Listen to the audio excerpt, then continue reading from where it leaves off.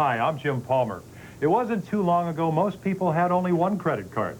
Today it's often 5 or 6 cards and a big balance. If this sounds familiar and you own a home, there's a simple solution from the Money Store.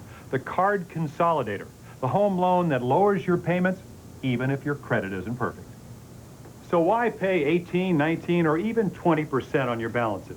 Just call 1-800-LOAN-YES for the Card Consolidator, only from the Money Store.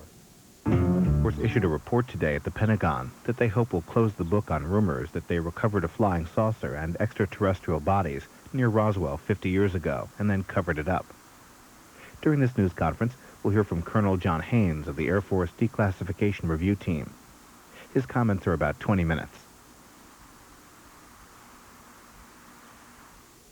Good afternoon, ladies and gentlemen.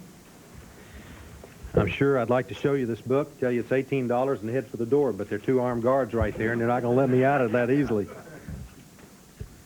Let me read my prepared statement, and then we'll roll a short video that Captain McAndrew will talk about, and then I will answer some questions. We're confident once the report is out and digested by the public that this will be the final word on the Roswell incident. The conclusion of the first report left no doubt that what was recovered near Roswell, New Mexico in July 1947 was debris from a formerly top-secret Army Air Forces research project, code-named Mogul. Mogul was an attempt to acoustically detect Soviet nuclear blast and ballistic missile launches. Mogul used an odd assortment of equipment carried aloft by a balloon train more than 600 feet long. This balloon train consisted of 25 balloons, attached acoustic devices, and several radar reflectors, which looked like box kites.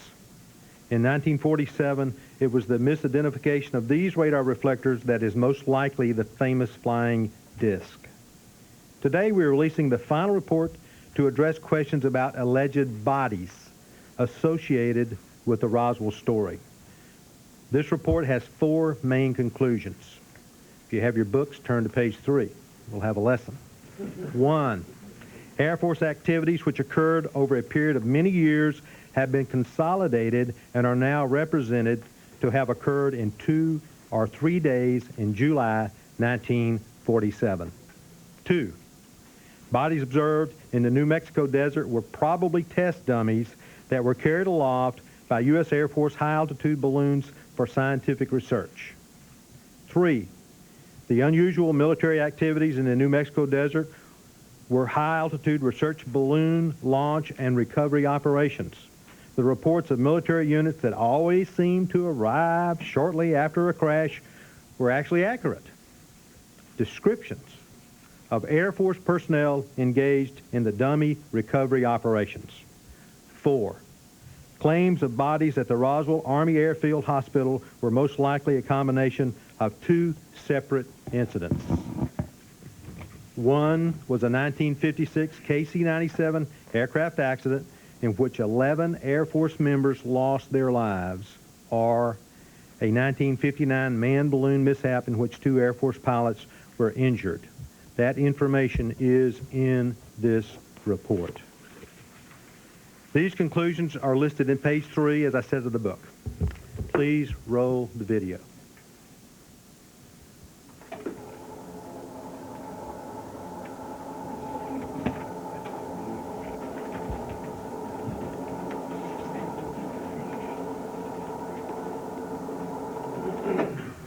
First clip's pretty quick. I'm going to start off from Air Force high-altitude balloon operations, and the first project's going to be a NASA Viking space probe tested in New Mexico. This was launched from Roswell, New Mexico in 1972 and is recovered on the White Sands Missile Range, about 100 miles to the west. That is the Voyager Mars, another test the Air Force did also in Roswell.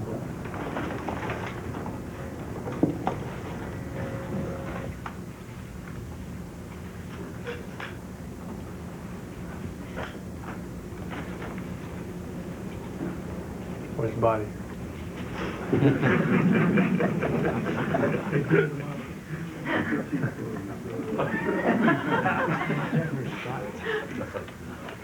is a typical Air Force high-altitude balloon launch operation in the desert of New Mexico. This is during the mid-50s. That's just a comparison of the size. You can see how many airliners you could fit inside a high-altitude research balloon at altitude. These are just some payloads, unusual payloads, not typically associated with a balloon.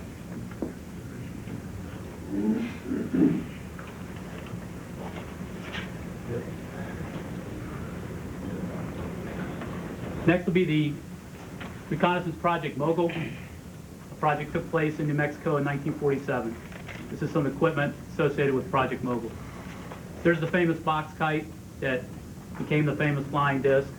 The weather balloons that were on the balloon train.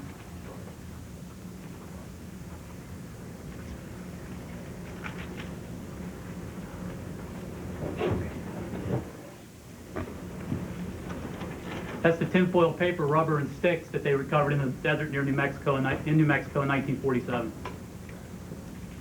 Here's what you've all been waiting for, the anthropomorphic dummies and Joseph W. Kittinger Jr. That's a typical test dummy used by the Air Force during the 1950s. There's one of the project officers with that particular dummy is known as a Sierra Sam, manufactured by Sierra Engineering Corporation. One of the technical reports listed in the bibliography of the report. This is actually a manned subject, but that's what the dummies were used for, to test ejection. So that's not a dummy? That's a man. And here's how the dummies were employed. 2 dummies to Iraq. Some were in a gondola. They flew up to 98,000 feet. This launch is in New Mexico. That's an upshot, and there goes the dummy. He would free fall for a period of time, and a drogue chute would deploy, and the object was to recover a human from a high-altitude aircraft. They often landed at off-range locations throughout New Mexico, often observed by civilians. This is where the recovery crews would scurry in to recover them, either with aircraft or ground vehicles. This is retired Colonel Joseph W. Kittinger Jr. This is the culmination of the high-altitude projects that used the dummies. And that's the Excelsior 3 gondola in 1960. And that's Captain Kittinger. That is the world record parachute jump, still stands today. He free fell for 4 minutes and 37 seconds. And he did it 3 times.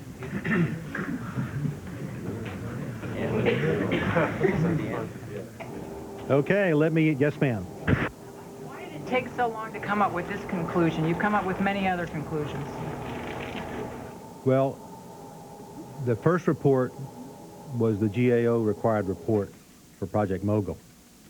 When Captain Gandry was doing additional research after that report had been given to the Secretary, and we were waiting to publish the second report, he was looking for additional pictures. And he uncovered some film strips of the balloon test and the dummies. And that's when he began to do further research. He sent it up the chain, and they said, this is excellent information. It's outstanding scientific research by the Air Force, and we want the public to know about it because it's the public's information. Colonel, how do you square the UFO enthusiasts saying that they're talking about 1947, well, you're talking about dummies used in the 50s, almost a decade later? Well, I'm afraid that's a problem that we have with time compression. I don't know what they saw in 47, but I'm quite sure it probably was Project Mogul. But I think if you find that people talk about things over a period of time, they begin to lose exactly when the date was. And there were lots of dummies dropped. There were about 2,500 balloons launched during this 30-year period in New Mexico alone. Why do you think people in Roswell and elsewhere still are not convinced, no matter what you say? I'm sorry, but I just can't answer that question for them. But they must look at the evidence. If you will read this book, and I'm sure you're going to take it home tonight and read it, quite frankly, you're going to find some very interesting and quite fascinating pieces of information about Air Force research. Whether you accept that as the Roswell information, I quite frankly don't know. But we do because it overlays so well with this period of time. Colonel, UFO groups also. Excuse me, sir. Does the Air Force regret not declassifying some of this information sooner rather than just the last few years? Great question. Nothing in here was ever classified. In the first report, everything was classified in the 70s. How much did the study cost? That's a good question, and quite frankly, we've not captured the data. But let me tell you that we've had no more than 1 or 2 people on it, probably not even full-time over the last 2 years. Colonel, I can get that for you, but I just don't know because we just got the book on the 10th, and I don't know what the publishing costs are. Yes, ma'am. Colonel, let me just clear up 2 things that you sort of brushed over quickly. Number 1 was the time frame that people are going to say, but this is 10 years. How could they possibly make a mistake on the 10 years? And number 2, you said it was never classified, and yet why didn't people at the time say, well, my goodness, we were having dummy tests, this explains the answer? Well, the dummy test, actually, you need to get the book. Actually, you need to look in there. If you look in here, you'll find there are a couple of things in which the dummy tests get lots of media attention. I have it tabbed, and I should be able to find it, but quite frankly, I'm sitting here and my knees are shaking. 26, sir. But Page 26. yes, explain those 2 things. Okay, there's your picture for that. But let me tell you that I don't know why they can't associate that time period. I'm sorry, I just don't have any information for that. All I know is what the Air Force did, and that if you overlay much of their claims and you look at the Air Force scientific research, you can see it's obvious that what we're talking about at Roswell, and I don't mean Roswell in 47 because that was Project Mogul. That was unmanned. I want to make that very clear. And that's the first report. But over that period of time, dummies were dropped all around there. And I think it's logical to assume that the people there saw Air Force ambulances come out, they saw gurneys come out, they saw body bags come out because the dummies were put into body bags to protect them. They saw people in pith helmets. They saw people in shorts out there brushing the bushes looking for the remnants of the balloons. And when you put all that stuff together and spin it, you find that it fits perfectly with many of the occurrences in Roswell during that era.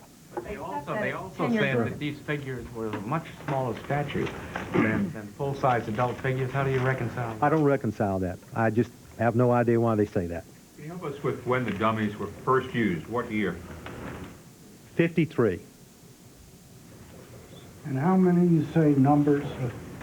Well, the actual balloon launchings were about 2,500. The actual number of dummies dropped were, it's actually in the book and it's very specific, but the number just escapes me. It's more than 300 or 400. Yes, sir. Why did they make it, the design resemble to flying saucer? It makes it very suspicious. The flying saucer. Now, you were talking about in the video. That's also in here, I might add, and you saw it in the video. Some of the, and you're looking at payloads. What they were doing is they wanted to recover these payloads, and so they were testing the parachutes. And I totally agree. If I saw something like that, I'm riding along out there near Ruidoso, and I'm wandering out in the desert, and I see this funny-looking dish out there, I might want to poke around at it. But quite frankly, this is probably what it was. You keep using the word probably, and you say case closed. Those 2 don't jive. Yeah, How do you right. reconcile that? Okay, let me say, from the Air Force perspective, that's exactly what it was. Sir, does the Air Force... And I don't mean to be rude about that. I want you to understand we are very, very proud of this report. We think in our office that this answers lots of questions, and it answers them logically and with integrity.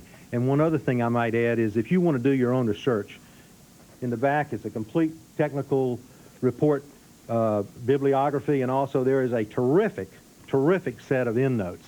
And I recommend that if you're interested in this, that you take these and you do your own research and come to your own conclusions. Yes, sir. Does the Air Force have any evidence at all of any sort of spacecraft wreckage or extraterrestrial presence on Earth? Yes, sir. And what is, can you tell us anything about this myth of Area 51, which has become part of everything from Hollywood movies to a local legend? What is Area 51? Is there such a place, and what does it do? That actually should be outside this brief. Let me ask you a question. If you are talking about Groom Lake, Nevada, is that what you're talking about? I'm talking about the scene everybody remembers from the movie Independence Day. My daughter asked me the same question. There is a facility in Groom Lake, Nevada. Quite frankly, I have no knowledge or expertise in the matters. I understand there are classified things that go on there, and that's all I have to say about it. Well, let me just have one follow-up. How do you know, I mean, your name is now, Colonel John Haynes is going to go down in UFO lore as one of the people who took part, in the minds of some people, in the continuing cover-up by the government. How do you know that you're not being used? How do you know that you know the full story when you that there's no evidence of this? Because our job is to review all the Air Force documents for this era. And that's how we came up with this exciting and interesting and intriguing, quite frankly, report. I know you think that sounds like a broken record, but you need to get in here and read it, and you will see that many of the things that people think they saw correlate perfectly with Air Force research projects. So you're confident that you're not part of any cover-up, wittingly or unwittingly? I'm totally confident, but I think Colonel Weaver, you might have seen him on TV earlier, said it best. We can't even keep single secrets. How could we have a conspiracy or a cover-up? Yes, sir. Question, a follow-up to the Groom Lake operating location. Recently, there were a lot of sightings out in Arizona of supposed UFOs. Is it possible, within the range of possibility, that any classified aircraft from the Groom Lake area were in that vicinity, and this might explain why people are suddenly seeing a lot of strange landing lights and so forth? Well, let me say two things. Number one, as far as Groom Lake, I don't have any knowledge of that area. Forgive me. It's just not within my area of expertise. I don't have the access. End of quote. Secondly, if you're interested in the Arizona question, I suggest that you contact the local authorities in Arizona and see what they have to say, because the Air Force no longer does any investigation of UFOs. Yes, sir. Let's go back to that so-called Area 51, because in people's minds, when you say I can't talk about it because it's classified, conjures up, oh, there it is. There's the cover-up. Can you give us any hint, without violating any sense of confidential nature, what kinds of things might be happening? Sir, I cannot. Forgive me. I just do not know. Is there anyone in the Air Force that can? I'm going to have to defer that to public affairs. It's outside of my area of expertise. Forgive me, but it's just outside of my area of expertise. Rule out that Area 51 is only human-made equipment and intelligence. Is that, do we call that leading the witness? Is that what we're... I'm sorry. I just don't know. Forgive me. It's just not an area that I have knowledge. Yes, ma'am. Colonel, let me just go back one more time. That you say this is case closed and people should now believe it, but with the major hole, though, of you're saying that they're wrong about the date, and the date being 6 years' time that they're wrong about. How can you, what explanation can you give them other than just saying, well, we just think they're just mistaken by 6 years? Ma'am, I have no other explanation. I'm sorry. I have no other explanation. I'm looking at the facts as we have studied them, and I have no other explanation for that but what I've already given. But how would yes, that sir. make it case closed? Because we've reviewed all the relevant information, and we have finished this, and we're not going to revisit it. And in fact, it's all unclassified. You have an opportunity on your own behalf. I recommend you get the report, start digging in, get on the web, see what you can find out. Yes, sir. Why did the Pentagon then think that it was necessary to respond now to this? Why did you have to come up with this report? Well, we actually came up with the report because this is intriguing and fascinating research. You may have noticed this is also the 50th anniversary of the United States Air Force. You may have also concluded that we have been talking about other things about space and things of that nature, and this high-altitude balloon research is quite fascinating. But it was left in the dust. It's something we uncovered, and it's just kind of left in the dust of the space program. It wasn't romantic. Now you have men going up on the end of rockets, and here are guys jumping out of balloons. Kittinger, I believe, broke the speed of sound jumping out of that balloon. Can you imagine that? I mean, I can't imagine it. Yes, sir. Is it possible that the Air Force could have missed something in its investigation? In other words, is it possible that there are unidentified flying objects, that there are extraterrestrial visits, and the Air Force simply has not found it or been able to detect it? We have researched the Air Force projects and the Air Force information for these year groups. We have nothing else to say about them. You know, we don't believe there's anything else. I have no way of even vaguely believing there's anything else. I promised the gentleman right back here a question, sir, yes, sir. Well, about 50 years ago today, a Air Force pilot spied big array of saucers supposedly flying over Washington State. That may have started all this. Does the Air Force think it will never again investigate these reports? Is Project Blue Book was the end, and that's it? You know, I don't ever want to speak for the Air Force about never again, but it's my opinion that they will not. Yes, sir. Sir, from just a cursory examination of the report, it would appear that the Air Force compiled this information at the request of the GAO, at the request of the New Mexico congressperson, if I'm correct. Now, that was report 1, sir. But even given then, even at that time, why then didn't the Air Force provide these very readily explanations for UFO activity when these questions first started being surfaced? Well, this information was uncovered as we were preparing to publish that first book. We were actually looking for pictures. We had looked at all the information that surrounded 1947 and found absolutely nothing. But as we got into the out years, we realized that the Air Force had some other quite intriguing, I'll say it one more time, experiments that were going on that could be misconstrued. And that's why that was one of the reasons it was decided to publish the book. Yes, sir. Did Captain McMaster or any of the other analysts come across any evidence that apart from the silver paper discs that went up with the high-altitude balloons, that the Air Force conducted during this rather wide time frame, any other aerodynamic experiments involving manned or unmanned craft that looked like flying saucers? Well, you saw the payloads in the book. We saw them in the film. And I think those could easily be confused for that, too.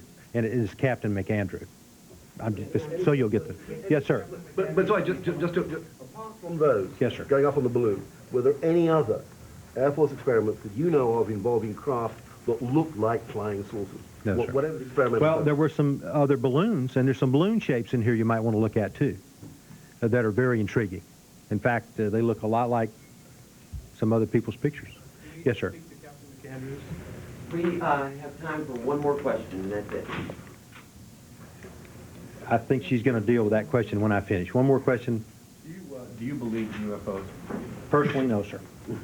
Why not? Ma'am, I have no reason to believe that they're real. Thank you all very much. Thank you, sir.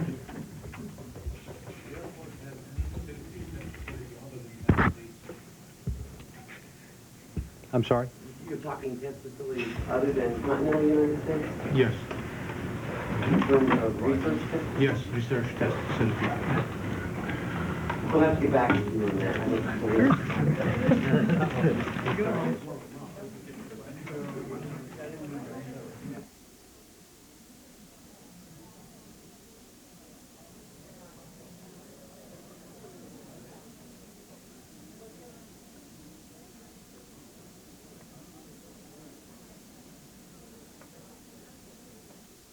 Today on Washington Journal, we'll be joined by... Not yet. Still not. Nope. Getting warmer. Now it's official. It's not really summer till you have your ballpark. Only Ballpark Franks have such a big, juicy taste. They plump when you cook them. Don't you just love summer? Try new Ballpark fat-free smoked white turkey Franks, made with white turkey meat. Introducing Dentine Ice. Dentine Ice. Frosty outside, inside chewing gum made to hold on to the cold. Nothing's colder New than Dentine Ice. Dentine Ice. Nothing's colder than ice. Coming right up. Acid indigestion. You need powerful relief. Rolaids can absorb 47% more acid than regular Tums, and it works fast. No matter how you slice it, Rolaids spells relief.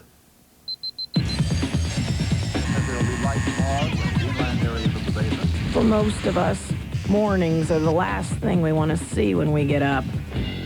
We need help. Like the help you get at the On the Run store at Mobile,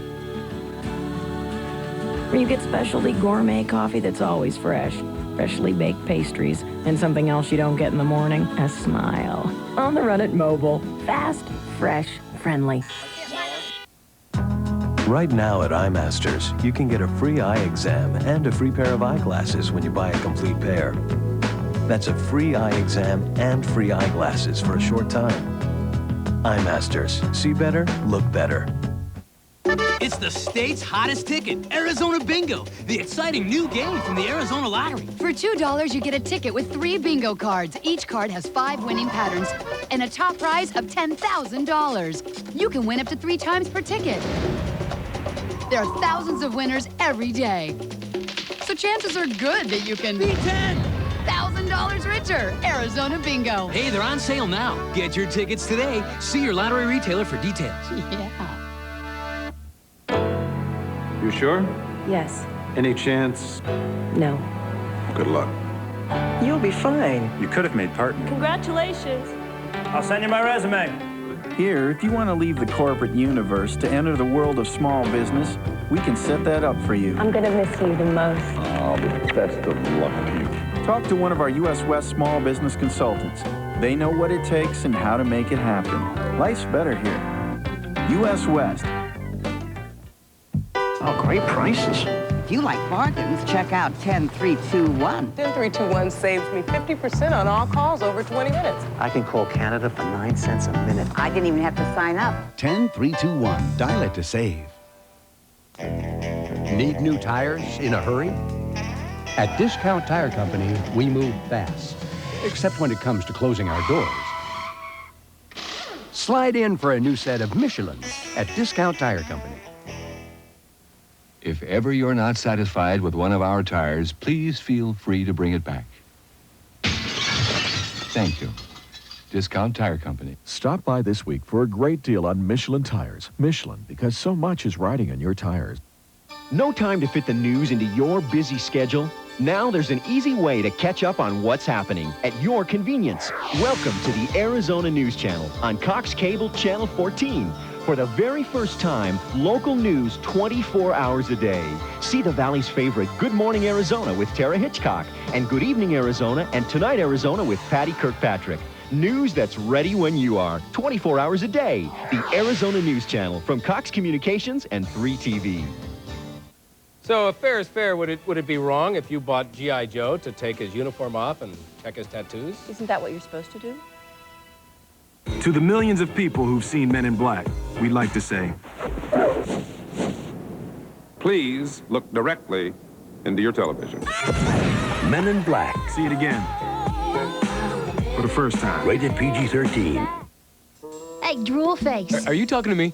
Yeah, what of it? Don't get me mad, girl. Too late. Ow! Get along, or we're not going to Petco. Ugh.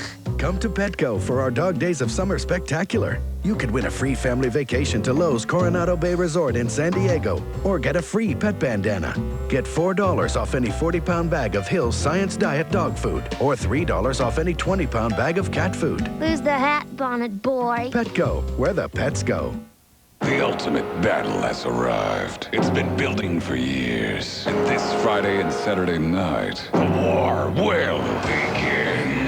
The very fine juice U.S. brought Monster Germ, the best monster trucks in the world. Bigfoot, Mountain Legend, Bustin' Loose, Cyborg, Barefoot, and Gravedigger. Monster Germ. This Friday and Saturday night, America West Arena. It's not a race. It's war. Get big discounts this month at Earnhardt Ford, Arizona's #1 Ford dealer. Get $2,500 off MSRP on every new 1997 Ford Ranger, or you can get 4.9% interest for 60 months, which means a loaded Ford Ranger XLT is only $199 per month. Get $4,000 off MSRP on every new 1997 Taurus in stock, or get 5.9% interest for 60 months. That's only at Earnhardt Ford, and that ain't no bull. Take me where the fun is right, where there's action day and night. For a winning experience, head to Harrah's Ak-Chin Casino. With Arizona's most beautiful casino, hot slots, great food, and exciting entertainment, there's no reason to play anywhere else. Harrah's, a great time is worth the drive. Gonna have a great time every time. Harrah's. I tried every single diet. Nothing worked. I was jennied, nutried, herbaled for life, weighed and watched. When I did lose weight, I'd gain it all back. Finally, I went to Panda Light weight loss clinics. The doctors there treated me like a patient. They put me on their Fen-Phen program, and now things are great.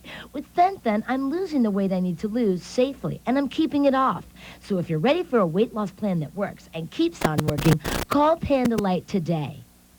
I'm the President of the United States.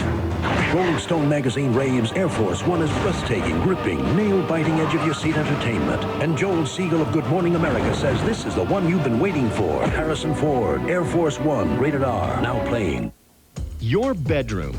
It's a room that should only be used for two things, and some of you aren't doing one of those things very well at all. But 3TV has some tips for you to improve, one of those two things you aren't doing very well. Oops. Because all you really need is a simple little ritual. And by following our experts' advice, you could be waking up refreshed, smiling, and eager to face your day. So what is this simple little ritual? Find out on Tonight Arizona, tomorrow at 10, only on 3TV.